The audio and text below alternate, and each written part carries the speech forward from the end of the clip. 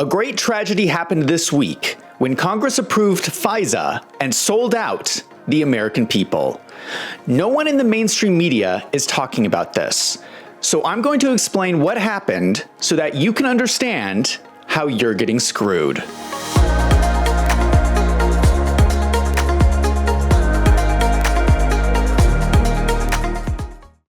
You've probably heard people talk about FISA. It stands for Foreign Intelligence Surveillance Act. It is essentially a loophole in the law that allows the government to spy on the American people. I want to give you a more detailed explanation so you can understand how bad this is.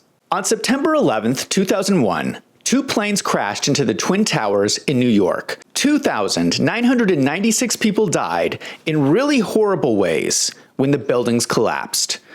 After the attack, the country rallied together to fight terrorism with a focus on the Middle East. 45 days after the September 11th attack, the Patriot Act was passed, where Americans gave up a number of rights in exchange to make it easier for the government to fight terrorists.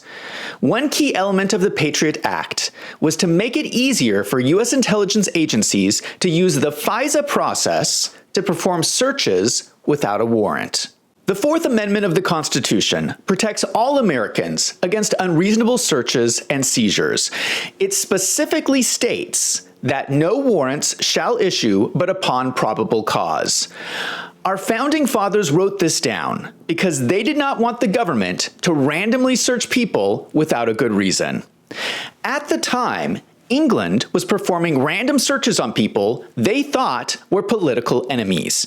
America fought a revolution to stop this.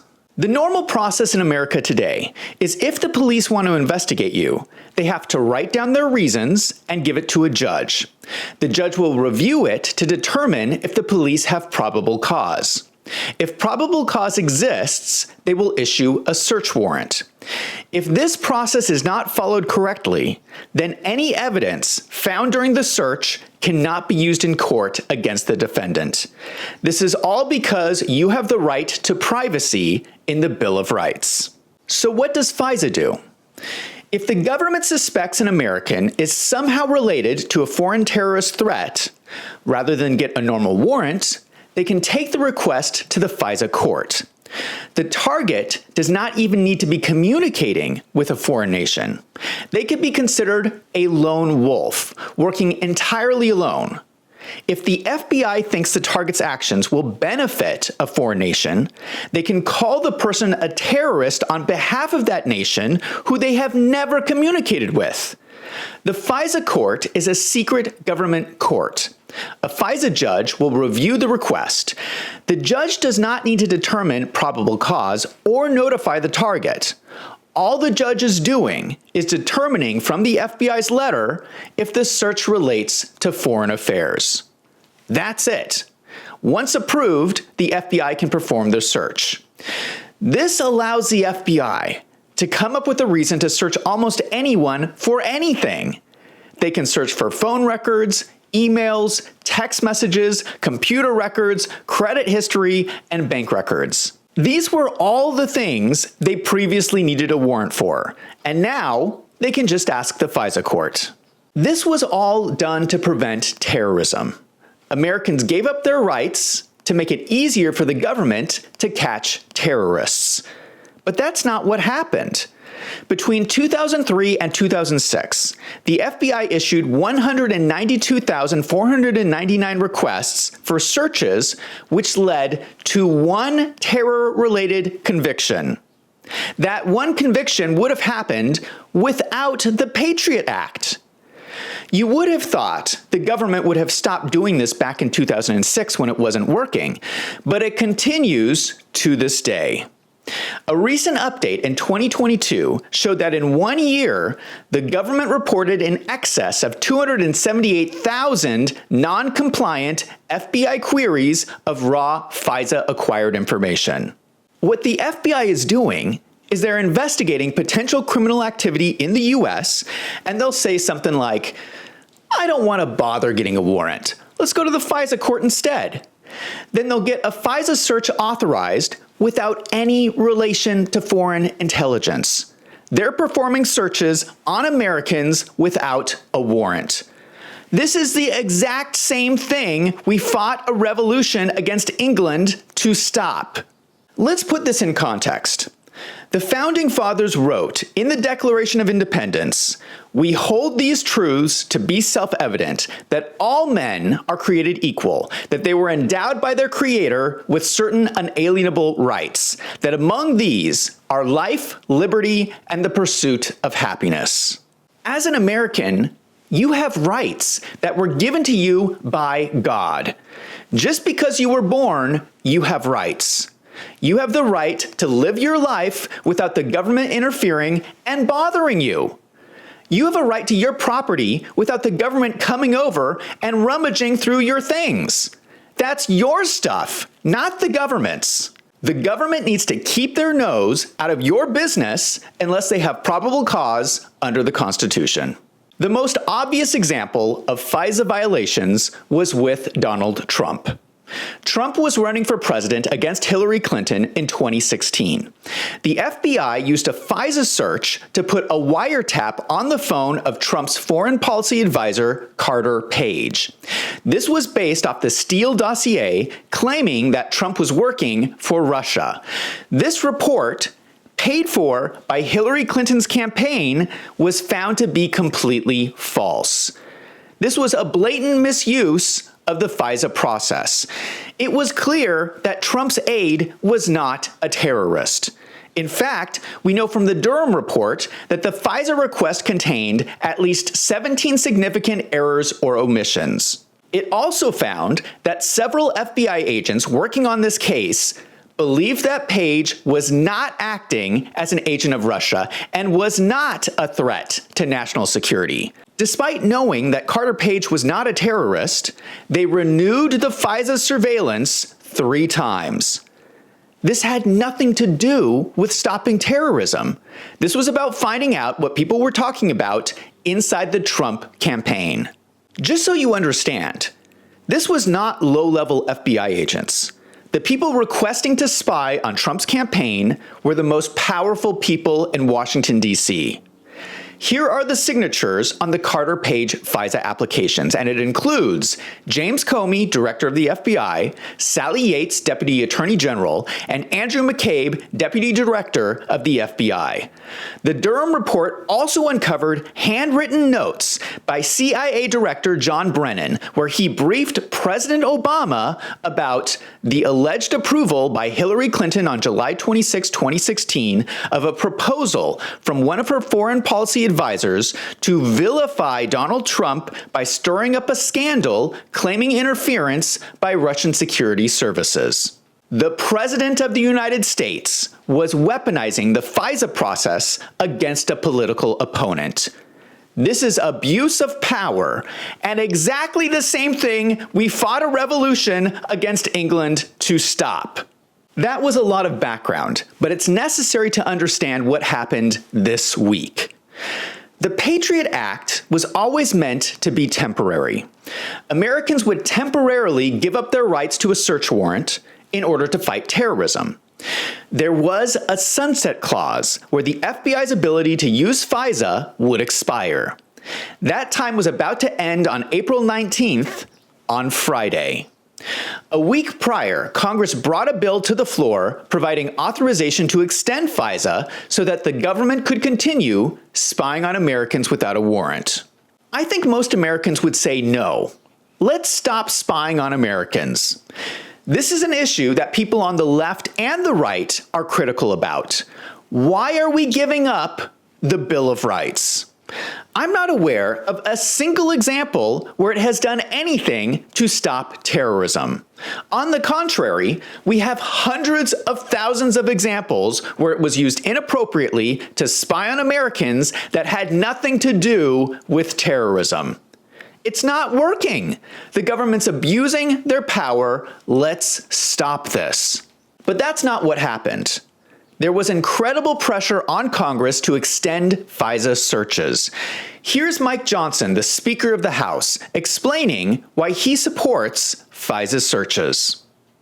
When I was a member of the judiciary, I saw all the abuses of the FBI, the terrible abuses over and over and over, the hundreds of thousands of abuses. And then when I became Speaker, I went to the SCIF and got the confidential briefing from sort of the other perspective on that to understand the necessity of Section 702 of FISA and how important it is for national security. And it gave me a different perspective. So I encourage all the members to go to the classified briefing and hear all that and see it so they can evaluate the situation for themselves. And I think some opinions have changed both ways, but that's part of the process. You got to be fully informed. Have you been? So let me see if I understand this. The FBI takes him into a classified briefing and tells him things that we supposedly cannot know about, and now he's in favor of spying on Americans? What did the FBI tell him in that meeting? Did the FBI blackmail him in order to give the FBI more power? Then Congress gave themselves a carve-out in the bill. They added a section that says that any member of Congress is exempt from FISA searches. If the FBI wants to do a FISA search on a member of Congress, the FBI has to notify the member, and then the congressperson has to consent to being searched. And then the FBI can proceed. Did you hear that? Congress is passing a bill that says everyone in America loses their right to privacy, but Congress gets to keep their right to privacy. Then Congress expanded the FISA bill to give the government even more power to spy on Americans. In the section of the bill that talks about who the government could get information from, they added a catch-all phrase, any other service provider. So before, the government could only get your information from major communication companies like Google. But now they can demand that any company anywhere must turn over your information to the government without a warrant. They can go to your landlord or a coffee shop and get access to information from their wireless routers. This is a massive expansion to a new surveillance state. Then Representative Andy Biggs from Arizona said enough is enough. He attached an amendment to the FISA bill. This amendment said that if they wanted to do FISA searches, that was fine, but if the searches included an American citizen, they needed a warrant. That seems like a reasonable compromise to me. If you're an American, you need a warrant. Isn't that what the Bill of Rights says? Then the White House began circulating this memo about the Biggs Amendment. It says, this extreme amendment would impose dangerous limits on the ability to review critical intelligence on key threats. Really? It would be dangerous unless we let you spy on Americans? I think it's dangerous to let you spy on Americans. Congress voted against the Biggs Amendment by one vote. 86 Republicans sided with Joe Biden to defeat the amendment. Here's the list of names of Republicans who voted against the amendment. The deciding vote was by Speaker of the House Mike Johnson, who voted to continue to spy on Americans. One vote was all that stood between us and the government taking away our rights. I have given Mike Johnson a lot of support until now, but I find this unforgivable. Mike Johnson is the Speaker, which means that he controls what bills get voted on. They didn't even have to vote on this. Mike Johnson could have just kept it from coming to the floor, and FISA would have expired on its own this month like it was supposed to. In my opinion, passing a bill that allows the government to spy on Americans is just evil. It's evil. Who wakes up in the morning and says to themselves, you know what I'm going to do today? I'm going to take away the Bill of Rights from Americans. That's evil. If your congressperson is on this list, you need to vote them out of office. And where are the Democrats on this? Why are all these Democrats supporting spying on Americans? Aren't the Democrats supposed to be the party of civil rights? When did the Democrats become the party of Big Brother? This Monday, in a last-ditch effort to stall the bill, Representative Anna Paulina Luna from Florida called for a motion to reconsider the bill. Congress voted to defeat this effort. The bill has now passed the Congress and went to the Senate. Then the Democrat-controlled Senate tried to expand the bill. They wanted to extend the reauthorization from 2 years to 5 years. These people are evil. I have a hard time understanding what is wrong with these people. 2 years is not enough time to take away your rights. They want to do it for 5 years. But ultimately, the Senate decided against the extension because it would have sent the bill back to Congress for another vote, and they didn't want that. So on Friday, they passed the bill, and the president is expected to sign it. As I was preparing this video, I was getting so depressed because it's such a horrible story. We have members of Congress voting for something that's so obviously against the interests of the American people. I was getting depressed. And then I was reading some of the comments underneath my videos, and it changed my perspective. The majority of people who leave comments are so smart, and they love freedom, and they love this country. It made me think of something. James Madison was America's 4th president, and he's referred to as the father of the Constitution. He said, "The people are the only legitimate fountain of power." He's right. We, the people, make the decisions in this country. If 86 Republicans want to take away your rights, you know what we can do? We can vote them out. I have faith in the American people because I talk with them every day. And what they show me is that this is a nation where people fight for what they believe in, where they value free speech, where they value the Bill of Rights, where they honor those who've served. We are the country that can achieve great things, break records, and soar to new heights. This is a place where we can achieve our dreams. We care about each other, and we care about what's right. We believe in truth, justice, and the American way. We believe that the principles of America are stronger than any one person, and that this country will continue to be an example of freedom that stands as a shining light to the world. You people in Congress can try and keep us down and spy on us, but I'm telling you right now, we're not going to stop. We're going to keep spreading the message of freedom and liberty, whether you like it or not. We're going to make the decisions on the future of this country, and we're going to take our choices all the way to the ballot box. The beauty of America is that the people decide the future, and I have a lot of faith in the American people. Now I want to hear from you. Do you agree that the government should be able to spy on Americans? Let me know in the comments down below. And if you like this video, don't forget to hit that subscribe button so you don't miss out on future videos. If you like these videos, consider signing up for a monthly membership on my website, wolvesandfinance.com. For $6 a month, you help me to keep putting out these videos.